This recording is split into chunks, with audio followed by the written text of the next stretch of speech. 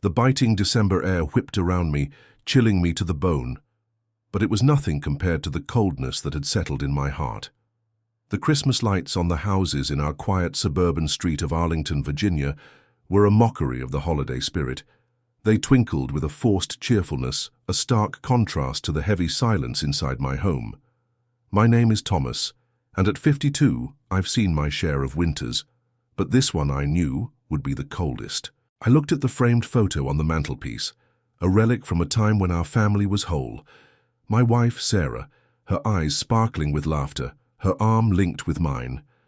Our two boys, Daniel and Michael, were just kids then, maybe 8 and 10. They wore matching sweaters, their smiles wide and gap-toothed. We were at the Rockefeller Center, the ice rink a blur of motion behind us. We were happy. We were a unit. Now that photo feels like a scene from a movie I vaguely remember watching a long time ago. Sarah passed away 5 years ago, a silent thief in the night, taking with her a part of my soul that I've never been able to reclaim. The boys grew up. Daniel, now 28, is a software engineer in Silicon Valley, his life a whirlwind of code and ambition. He rarely calls, and when he does, the conversations are clipped, focused on finances and logistics. Michael, 26, is a marketing executive in New York. He's the more social of the two, but his interactions with me have become increasingly strained, filled with a polite distance that feels worse than outright hostility. Christmas was always our thing. Sarah made it a spectacle. The tree, the elaborate meals, the carols playing on repeat. After she was gone, I tried to keep the traditions alive. For a few years it worked. The boys would come home, and we would stumble through the motions, a pale imitation of what we once were, but a hollowness had crept in. The laughter was less genuine, the shared moments felt rehearsed. This year I had tried to make it special. I had decorated the house, painstakingly putting up the lights, even though my arthritis protested with every movement. I bought a real tree, its pine scent filling the living room, a ghost of a memory from better times. I cooked their favorite dishes, my famous pot roast for Daniel and Michael's beloved mac and cheese with a gourmet twist. I was trying. They arrived in separate cars, a detail that didn't go unnoticed. No shared ride, no "let's come together, Dad." Daniel's sleek black Tesla looked out of place in front of our old 2-story house. Michael's Uber dropped him off, his expensive suit a testament to his success and a visual barrier between us. They greeted me with a brief, perfunctory hug and a polite, "Hey, Dad." It was the kind of greeting you'd give a distant relative you hadn't seen in years, not the man who had raised you. Dinner was a quiet affair, punctuated by the clinking of silverware and the occasional stilted question. "How's work, Dan?" "Good." "And you, Michael?" "Busy." It was a conversational minefield, and I was navigating it alone. I tried to bring up memories. Remember that time we went camping and it rained for 3 days? But my words hung in the air unanswered as they scrolled through their phones, their thumbs moving with a silent urgency. The gift exchange was worse. I had spent weeks picking out their presents, things I thought they would truly appreciate. A vintage record player for Michael, knowing his new apartment had a modern, minimalist vibe, and he might appreciate the retro touch. For Daniel, a high-tech drone he had mentioned wanting months ago, something to feed his love for gadgets. They opened them with a polite smile, a quick, "Thanks, Dad," and then the gifts were set aside, forgotten.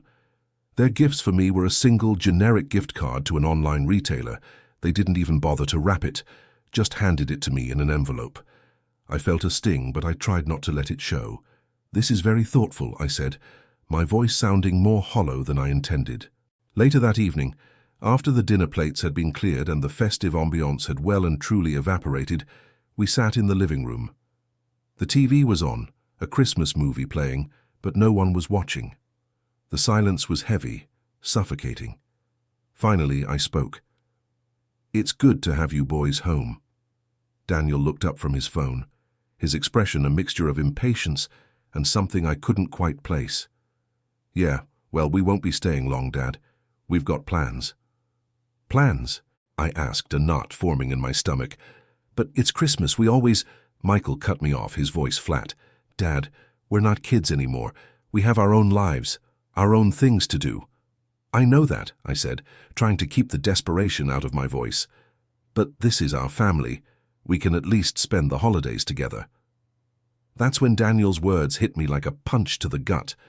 He set his phone down on the coffee table with a soft thud and looked me dead in the eye.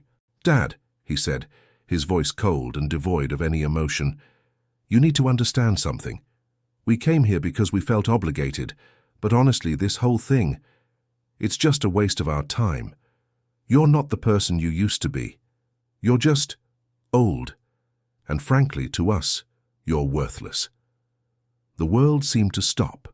The twinkling lights on the tree, the faint sound of carols from a neighbor's house, the gentle crackling of the fire I had lit, all of it faded into a dull roar. The weight of his words settled on me, a crushing, unbearable pressure. Worthless. To my own sons. My heart, already bruised and battered from the years of loss, felt like it was crumbling into a million tiny pieces. I looked at Michael, hoping for some sign of dissent, some flicker of empathy, but he just nodded slowly, his eyes fixed on the floor, a silent agreement with his brother's cruel pronouncement. My boys had said their piece. A devastating truth laid bare under the guise of festive lights. Now it was my turn to answer back. The silence that followed Daniel's words was more deafening than any scream. It hung in the air, thick and heavy, a physical weight that pressed down on my chest, making it hard to breathe. I watched the flickering flames in the fireplace, their warmth a cruel lie against the glacial chill that had invaded the room. Daniel was still looking at me, his face impassive, as if he had just stated a simple, irrefutable fact, like the sky is blue. Michael's gaze remained on the carpet, a silent accomplice. I swallowed hard, the lump in my throat feeling like a stone. I could have exploded in anger, I could have shouted, "How dare you!" I could have thrown them out of my house, but anger felt too fleeting, too small for a wound this deep. Instead, a quiet resolve, a strength I hadn't known I still possessed, began to stir within me. I leaned forward in my armchair, my hands resting on my knees, and I spoke. My voice was low, devoid of the emotion I felt welling up inside, a deliberate contrast to the rawness of the moment. Worthless. I repeated the word, letting it hang there, letting them hear it, truly hear what they had said. "You think I'm worthless." Neither of them spoke. Michael finally looked up, a flicker of something. Was it shame?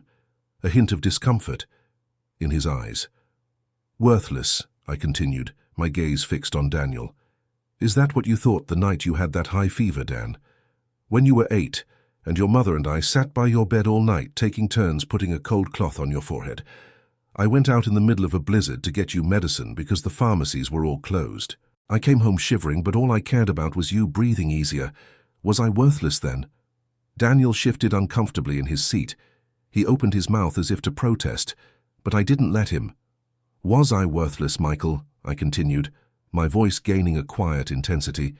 "The year you wanted to try out for the school play, but you were so shy you could barely speak in front of people. I spent hours in the garage with you, reading lines, helping you find your voice. I painted the stage sets for the entire production, working late into the night after my own job. Was that worthless?" I could see Michael's jaw clench. He looked away again, his gaze darting around the room, anywhere but at me. The silence was now their burden to bear. "You're right," I said, and their heads snapped up in surprise. "I'm not the same person I used to be. The man you remember, the one with the endless energy and the booming laugh. A part of him died with your mother. It's a wound that never truly healed.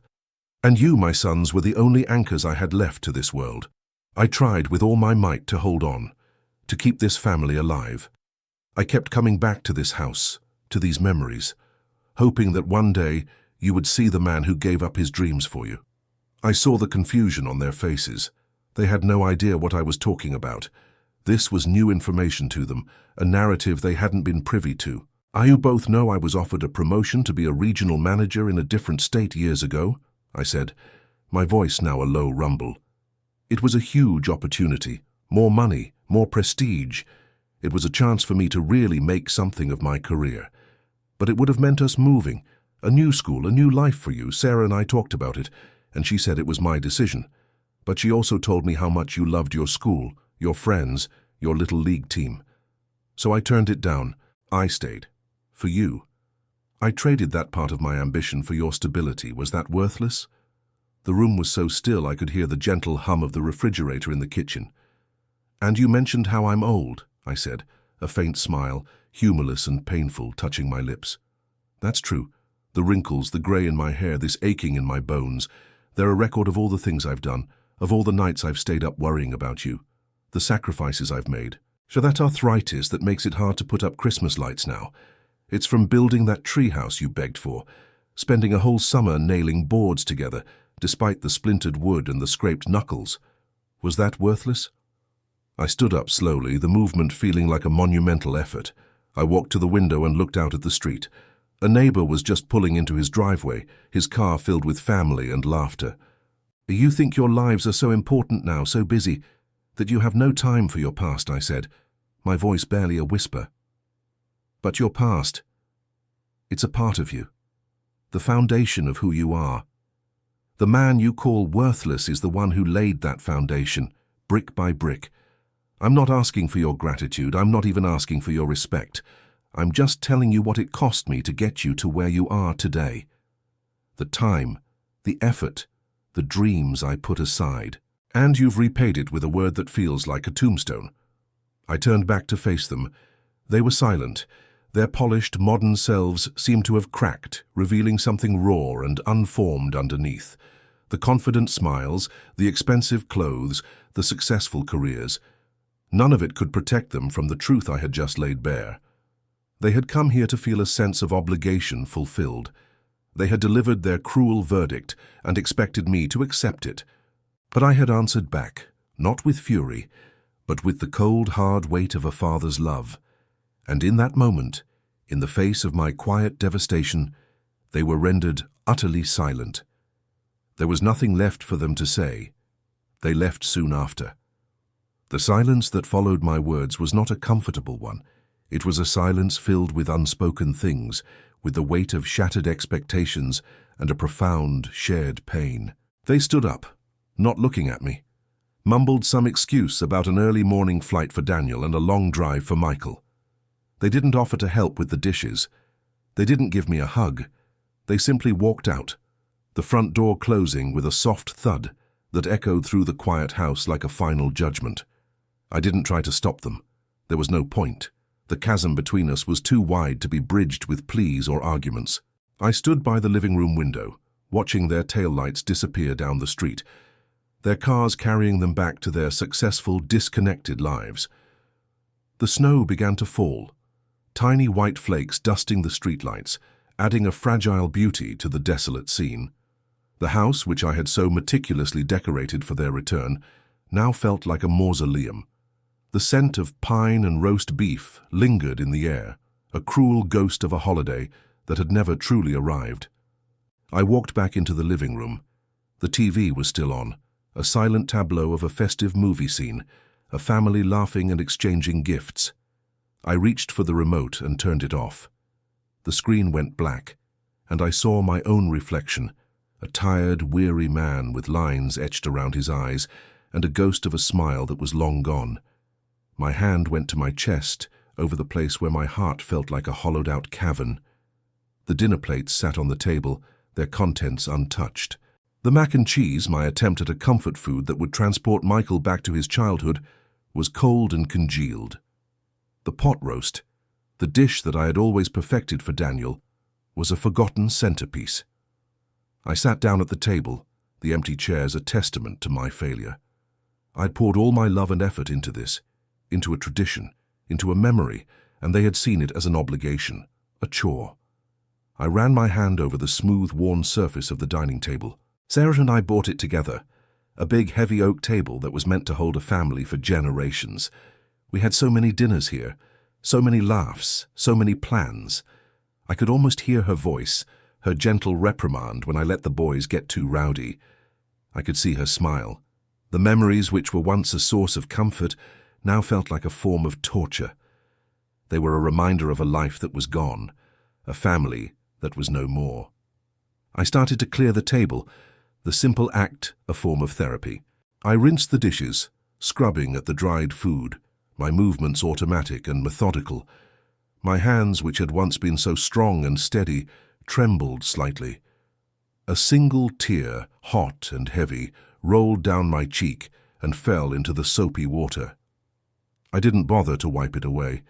It was a release, a small crack in the dam I had been building for years. When I was done, the kitchen was spotless. The house was once again in order. But the emptiness remained, a vast yawning space where love and connection should have been. I walked into the living room and sat in my armchair, the one my wife had bought me for my 40th birthday. I picked up the gift card they had given me, $100 to an online retailer, a transaction, a cold exchange of goods for an assumed obligation. It was a perfect symbol of their disconnect. They didn't see me as a person with wants or needs. They saw me as a problem to be solved with a quick, impersonal gesture. I closed my eyes and leaned my head back, the overwhelming weight of my loneliness pressing down on me. I had dedicated my life to my family. I had poured my heart and soul into raising my sons, into being a good husband. And what was the result? An empty house, an aching heart, and the final crushing verdict from the very people I had sacrificed for. Worthless.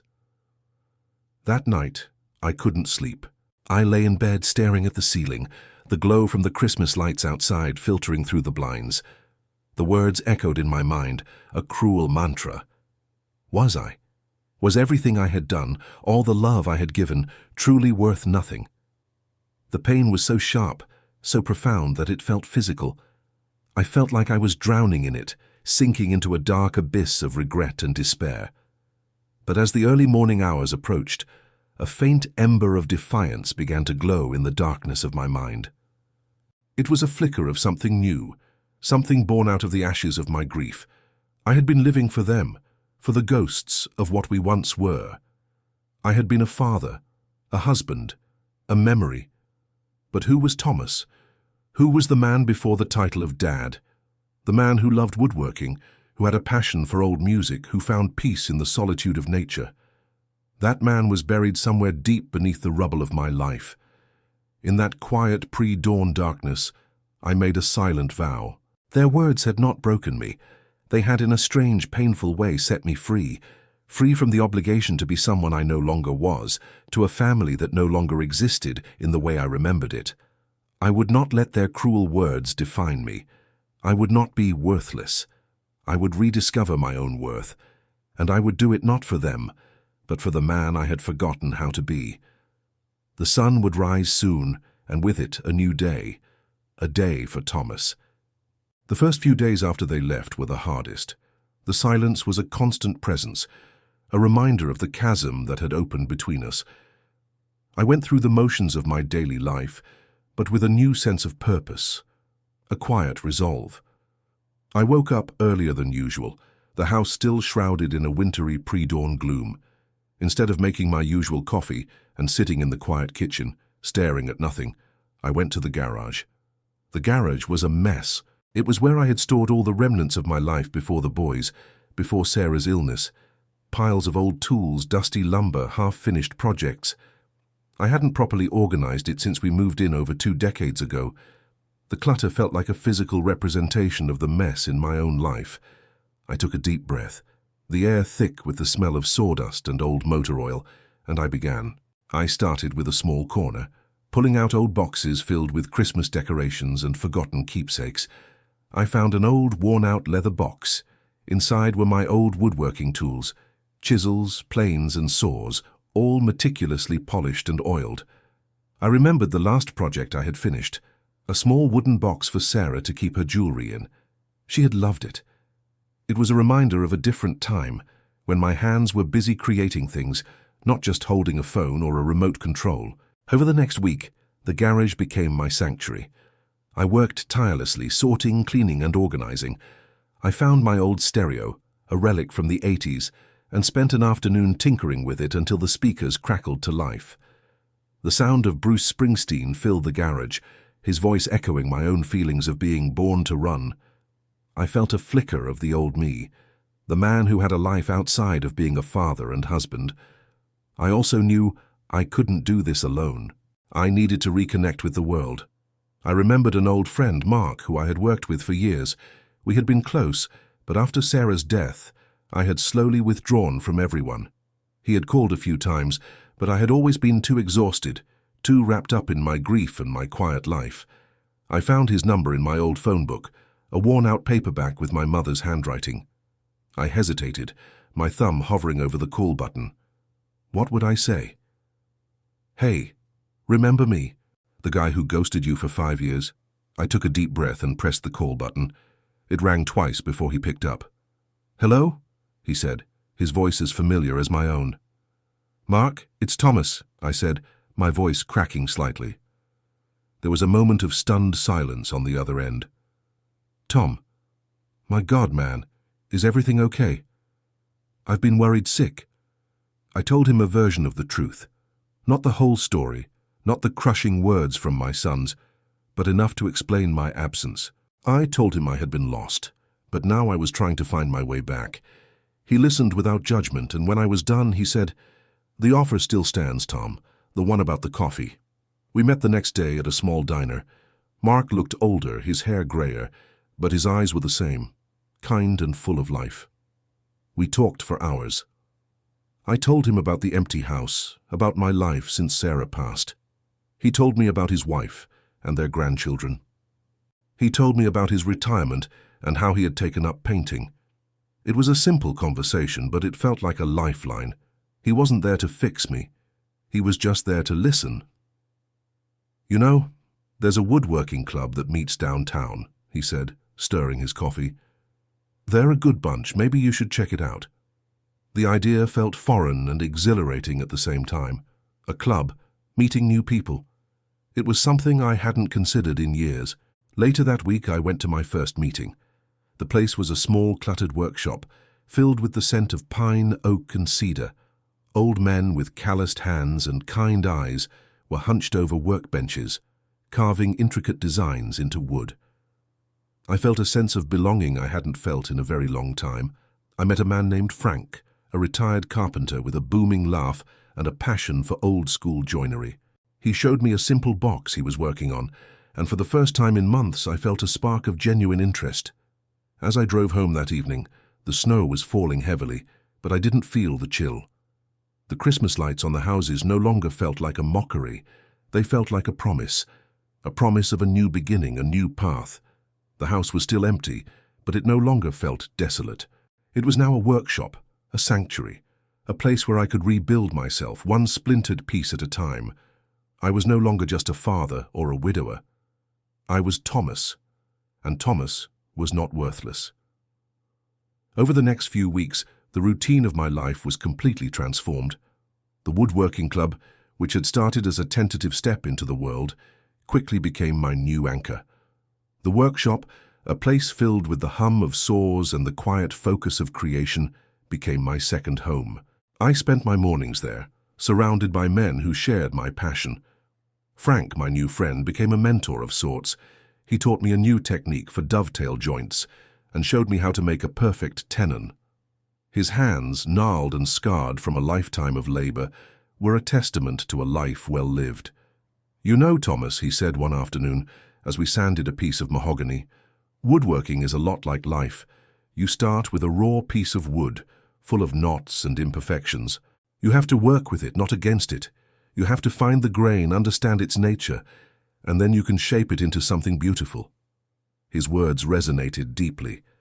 I was that piece of wood, full of knots and imperfections, a life scarred by loss and pain. But I was learning to work with it, to shape it into something new. I started a new project, a rocking chair. It was an ambitious undertaking, a far cry from the small jewelry box I had made for Sarah. But I felt a quiet confidence, a belief that I could do it. I chose a piece of solid cherry wood, its rich red-brown color a symbol of warmth and life. My social life also started to bloom. Mark and I had coffee every week, our conversations a source of genuine comfort and laughter. He introduced me to his wife, Carol, a kind woman with a contagious laugh. They invited me over for dinner, and for the first time since Sarah's death, I sat at a dining table filled with people, with conversation and a real, unforced warmth. The silence of my own house was a distant memory. I also decided to give back to my community. I found a small ad in the local paper for a volunteer position at a local community center. They needed someone to teach a basic woodworking class to teenagers. The idea was to give them a skill, a hobby, a way to channel their energy into something productive. I was hesitant at first. I had been so focused on my own pain, my own journey of healing. Could I really help others? I went to the center on a Tuesday afternoon. The room was bright and filled with the eager, nervous energy of a group of teenagers. They were a diverse group, some a little rough around the edges, others quiet and withdrawn. I started with the basics, teaching them how to sand a piece of wood, how to measure and cut with precision. I showed them how to use a wood plane, and I saw their faces light up as the smooth, fragrant curls of wood peeled away. One of the kids, a boy named Leo, was particularly withdrawn. He sat in the back, his arms crossed, his face a mask of indifference. He had a look in his eyes that I recognized, the look of a young soul who felt lost and unseen. I walked over to him, my voice low and gentle. "Hey, Leo," I said, "having fun?" He just shrugged, not looking at me. "This is stupid," he mumbled. "It can be," I said, sitting on the workbench next to him, "but it can also be a way to find a part of yourself you didn't know was there. Look at this piece of wood, it's a blank slate. You can make it into anything you want. It's up to you to give it a purpose." I handed him a piece of oak, its grain smooth and beautiful. He looked at it, then at me. For a moment his mask of indifference slipped, and I saw a flicker of curiosity. He took the wood, and for the next hour he worked in silence, sanding the edges, his brow furrowed in concentration. By the end of the class, he had a small, perfectly sanded wooden block. He looked at it, a faint smile touching his lips. "It's not stupid," he said, his voice barely a whisper. "It's cool." As I walked out of the community center that day, I felt a new kind of satisfaction. It was a satisfaction that had nothing to do with money or prestige. It had nothing to do with my sons or their approval. It was the simple joy of helping someone else, of sharing a skill, of seeing a spark of potential in a young soul.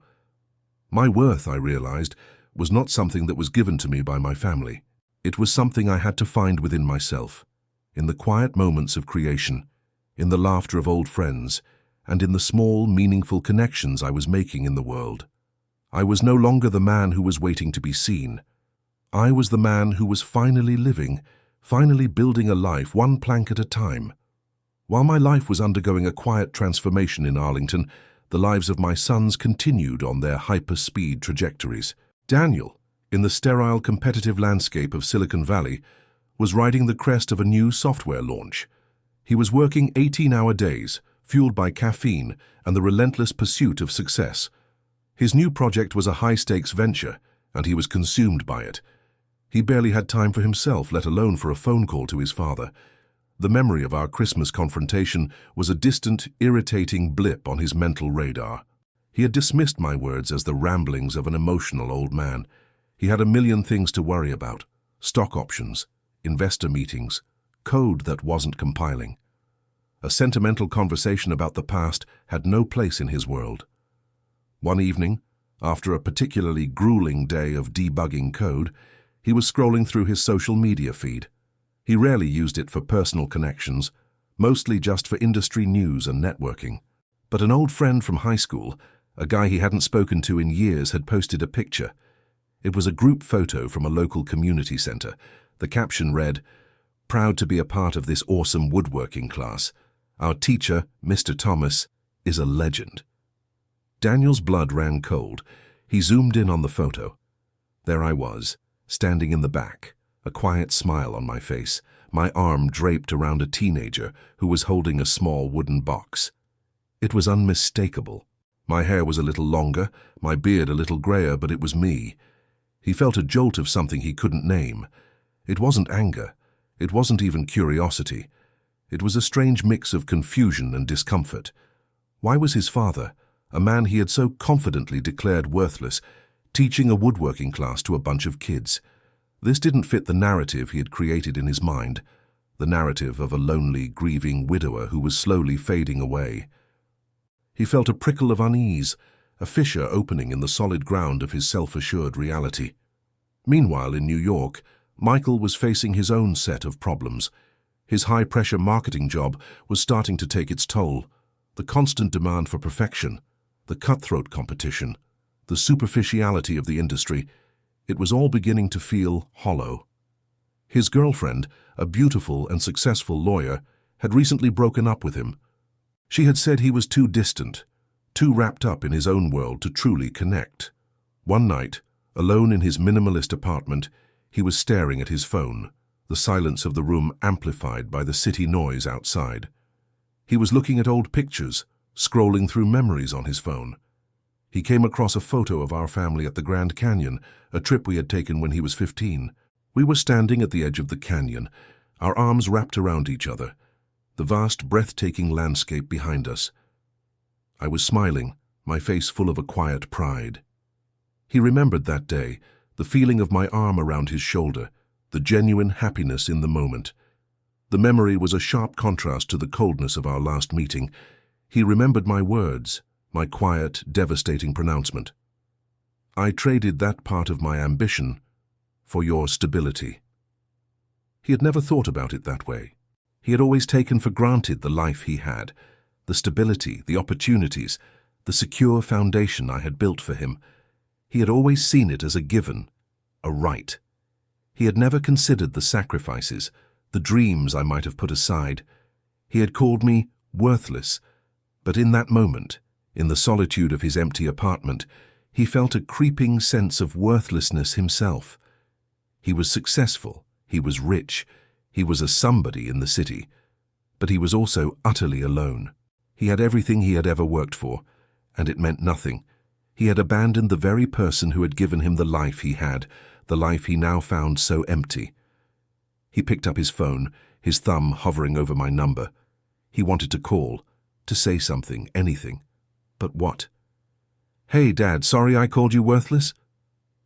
The words felt hollow, insufficient.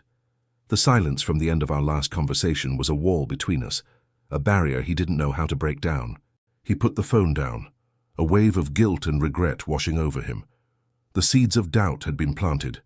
Their confident pronouncements of my worthlessness were beginning to feel like a reflection of their own inner emptiness.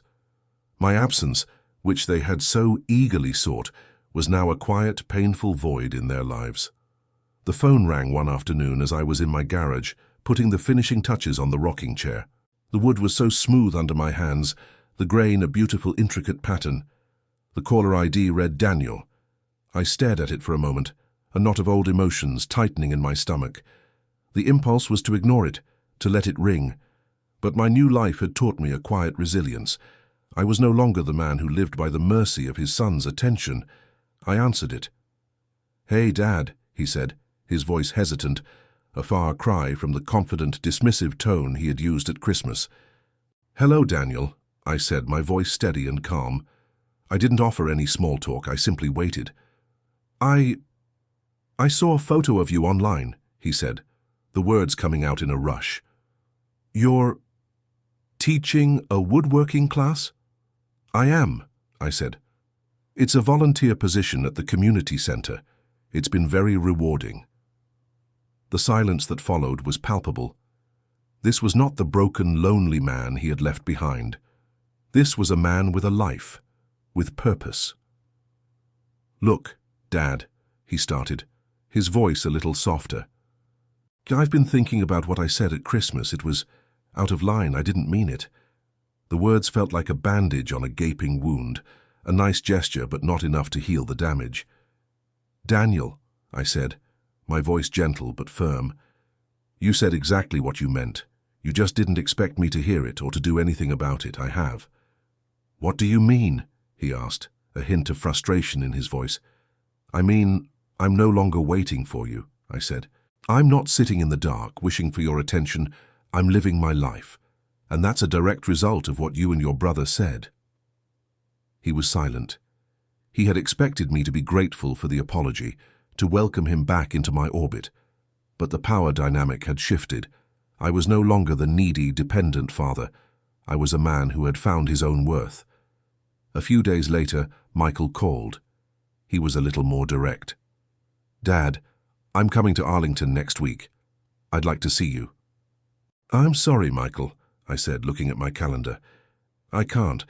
I've got my class on Tuesday and a meeting with the woodworking club on Thursday. The week after that, I'm helping Frank build a new birdhouse for his grandson. I just don't have any free time." He was stunned. "But I'm your son. I'm coming all the way from New York." "I know that, son," I said, a faint smile on my lips. "And I'm very happy you want to see me. But my life doesn't revolve around your schedule anymore. When you feel the need to see me, you can call in advance and we'll figure something out. But you can't just expect me to drop everything." The frustration was evident in his voice. "I just don't get it, Dad. What happened to you?" "You happened, Michael," I said, the words not a jab but a simple statement of fact. "You made me realize that my worth isn't defined by my relationship with you. It's defined by my own actions, my own purpose. You set me free from the obligation I felt to a life that no longer existed." The conversation ended with a promise from him to call in advance next time. As I hung up, I felt a wave of bittersweet emotions. It was hard to say no to them, to push them away. But I knew it was necessary. I was teaching them a lesson that I had learned myself, a painful lesson in the value of respect and the importance of genuine connection. They had to learn that my time, my life, and my love were not things to be taken for granted. They had to earn back the right to be a part of my life, just as I had earned back my own self-respect. The roles had been reversed, and for the first time in a long time, I felt like the one in control. As the weeks turned into months, my life flourished. The rocking chair I was building became more than just a project. It was a physical manifestation of my healing. Each piece of wood I cut, each joint I secured, was a step towards building a new foundation for myself. The rocking motion of the finished chair would be a testament to a life that had finally found its rhythm, a quiet, gentle movement of peace. The students in my woodworking class at the community center were also making progress. Leo, the quiet, withdrawn boy, was no longer in the back. He had become my right-hand man, the one I could trust to help the others. He had found a talent, a quiet confidence that had been buried deep within him. I saw a reflection of my younger self in him, and I felt a profound sense of purpose. My social life with Mark and Carol expanded. We started a weekly card game night with a few other friends. The house, which had been so silent and empty, was now filled with laughter and the friendly banter of a good game of poker. I cooked for them, the skills I had honed for my sons now being used for people who truly appreciated it. The aroma of my famous pot roast no longer felt like a ghost. It felt like a welcome invitation. My sons, from their distant cities, were watching. They were not just watching, they were being forced to confront a reality that didn't fit their narrative. Michael, in New York, saw my posts on social media. My friends from the woodworking club, a couple of them younger than me, had set me up with a new profile. I posted pictures of the projects I was working on, of my students' successes, of the happy, smiling faces of my friends at our card games. He saw the pictures and felt a wave of disbelief. My father wasn't the lonely, pathetic old man I had left behind. He was vibrant, he was happy, he was thriving. It was a sharp, painful contrast to his own life, which felt increasingly empty and meaningless. Daniel had his own moment of reckoning. His big software launch was a massive success, but the victory felt hollow. He was at a celebratory party, surrounded by colleagues and investors, but he felt an overwhelming sense of isolation. His phone was buzzing with congratulations, but he felt a strange, detached emptiness. He stepped outside for some air, and as he stood there in the cold city night, a memory, sharp and vivid, came to him. It was a memory of me, teaching him how to ride a bike. I had run alongside him, my hand on his back, my voice full of encouragement. He had fallen, skinned his knee, and cried. I had picked him up, dusted him off, and told him to try again. "You can do it, son," I had said. "Don't ever give up."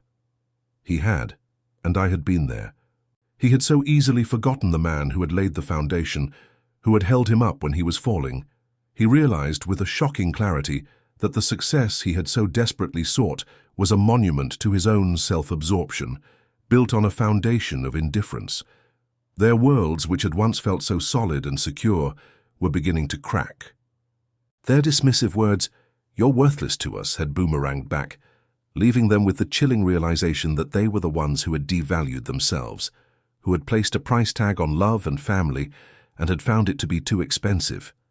The man they had abandoned, the man they thought would wither in their absence, had not only survived, he had bloomed. One late spring evening, as I was sitting on my porch, enjoying the quiet hum of the night, my phone rang. It was Michael. "Dad, I'm at the airport. Daniel and I are flying out tonight. We're coming to see you." The tone of his voice was different. There was no entitlement, no command. There was a raw vulnerability that I had not heard in years. "We need to talk," he said, his voice barely a whisper. I said nothing, but a quiet, knowing smile touched my lips. My boys were coming home, but this time it was not out of obligation. It was out of a desperate need to find a part of themselves they had lost. They arrived the next morning. The air was crisp, the sky a clear, brilliant blue. I was in the front yard, kneeling by my garden bed, pulling weeds, my hands deep in the soft, dark soil. The familiar scent of earth and new growth filled my senses. I was so engrossed in my work, in the quiet rhythm of tending to something living, that I didn't hear them at first. The only sound was the faint hum of a car engine pulling into the driveway, a sound I had come to associate with a distant, anxious past. I looked up as their rental car, a generic grey sedan, came to a stop. They stepped out, two tall, successful men in expensive, tailored jackets and jeans. But for the first time in a long time, they didn't look so confident. The air of self-assurance that had defined them for years had been replaced with something else entirely. They looked lost. Their shoulders were hunched, their faces a mixture of apprehension and exhaustion. They walked towards me, not with the quick, purposeful strides of men on a mission, but with a slow, hesitant gait, as if they were walking on a frozen lake, testing the ice with every step. My heart hammered against my ribs, a complex mix of anticipation and old pain. This was it, the moment I had both dreaded and yearned for. I stood up slowly, dusting the dirt from my jeans, my movements deliberate and calm. "Hello, boys," I said, my voice even, a conscious effort to keep the raw emotion from surfacing. I met their eyes, a silent challenge in my gaze. "Hi, Dad," Daniel said, his voice a little strained. He couldn't hold my gaze for long, his eyes flickering away to the flowers in the garden bed. Michael just nodded, his hands in his pockets, his body language a closed-off, defensive posture. The tension was so thick you could cut it with a knife. This was not a social visit. This was a reckoning. This was a direct consequence of their actions and my own quiet rebellion. We went inside and sat in the living room, the same room where they had delivered their devastating verdict months ago.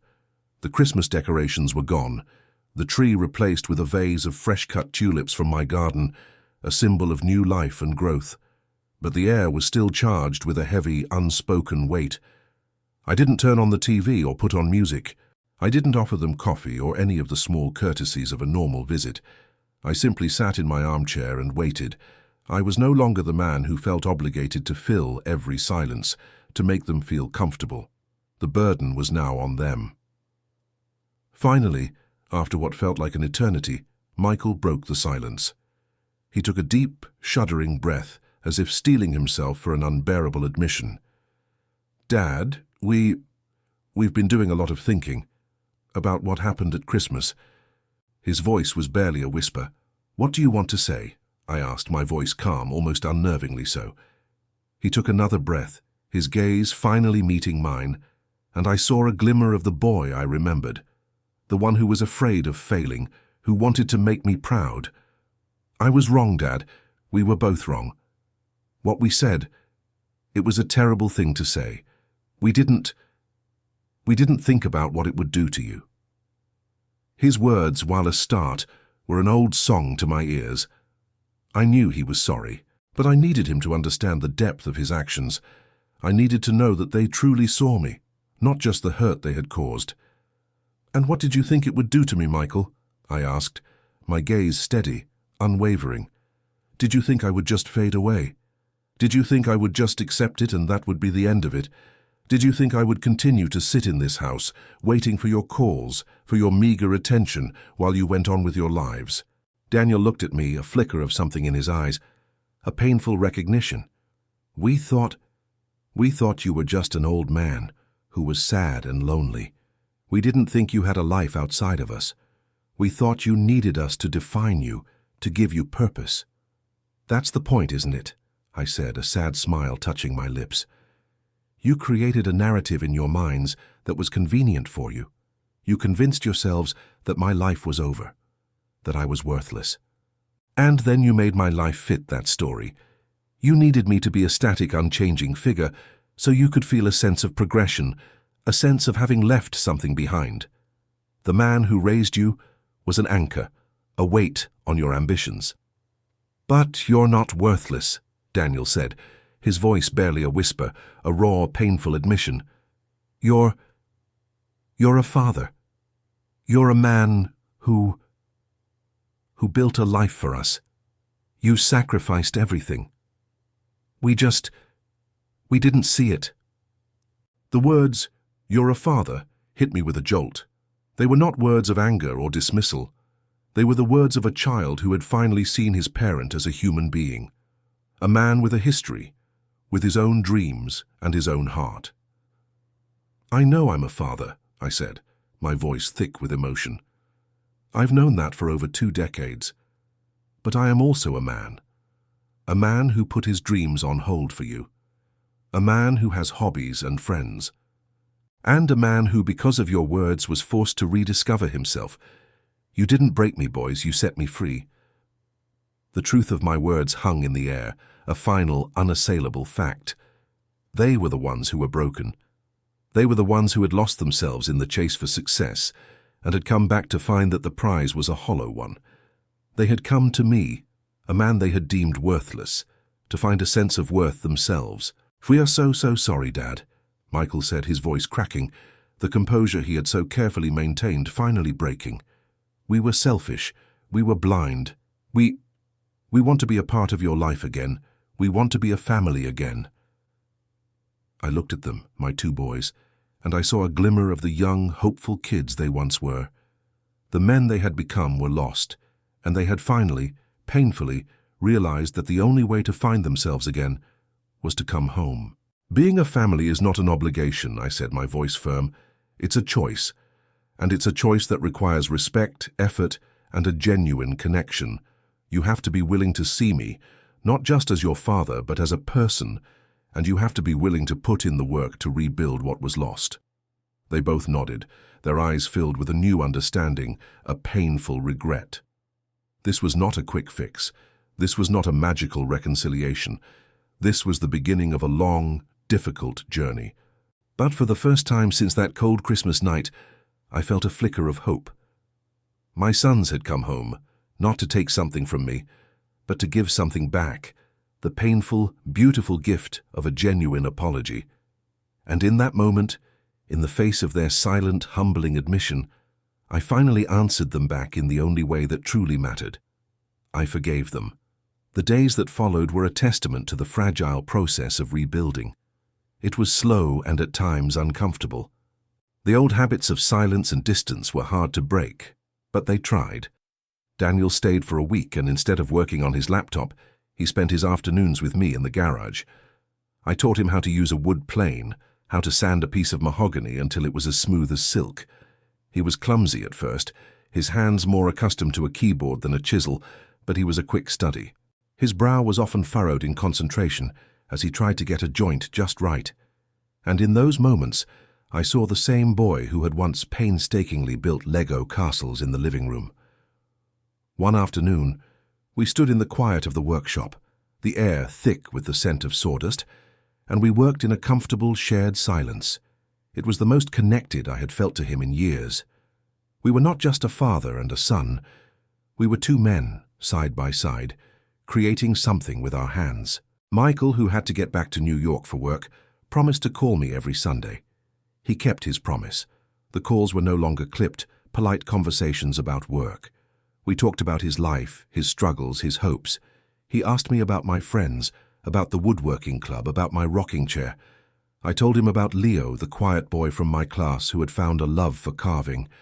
He listened intently, and I could tell that he was not just listening, he was hearing. He was finally seeing me as a person, a man with a rich, full life, a life that he had so wrongly assumed was empty. He started asking for my advice on his career, on his relationships, on his life. It was a small but significant shift, a silent acknowledgement that the man they had once deemed worthless had something of value to offer. The biggest test came at Easter. I didn't expect them to come. The thought of a holiday gathering was still too raw, but a week before, Michael called me. "Dad," he said, his voice hesitant, "we'd like to come home for Easter. We want to start a new tradition, if that's okay with you." I felt a pang of emotion so sharp it took my breath away. "I'd like that very much, son," I said, a wave of hope washing over me. They arrived on a beautiful Saturday afternoon, the front yard now a riot of color from my newly planted flowers. They brought with them a simple potluck dinner and a bottle of wine. There were no presents, no generic gift cards. The gift was their presence, their genuine effort to be there. We sat in the backyard, the setting sun painting the sky in hues of orange and purple. We talked and laughed, not about the past, not about the pain, but about the present. We talked about their jobs, my new life, and everything in between. The conversation was easy and natural, filled with a warmth that had been absent for too long.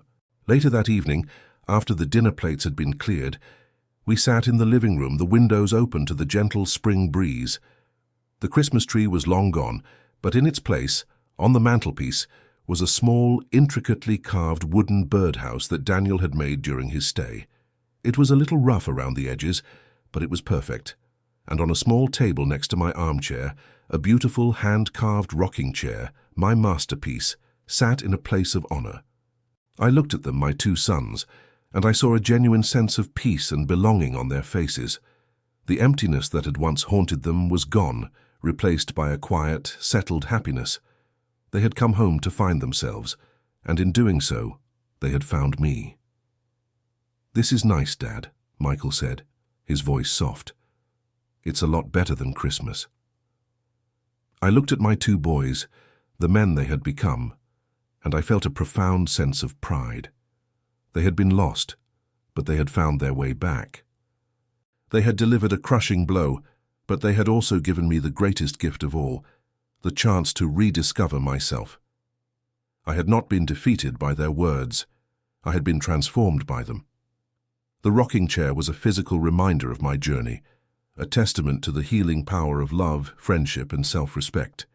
My worth was not something that was given to me by my sons or anyone else. It was something I had found within myself, in the quiet moments of creation, in the company of true friends, and in the love I had for a life that was finally, truly, my own. I stood up and walked over to the rocking chair. I ran my hand over the smooth cherry wood, its surface glowing in the soft light from the lamps. I sat down and gently pushed off, the chair swaying with a slow, rhythmic motion. The sound of the creaking wood was a soothing, gentle lullaby. My sons watched me, a quiet understanding in their eyes. The silence between us was no longer a burden. It was a peaceful, shared space. We were a family again, not because of tradition, but because of a new foundation built on respect, forgiveness, and the silent, undeniable truth that a man's worth is not defined by anyone but himself.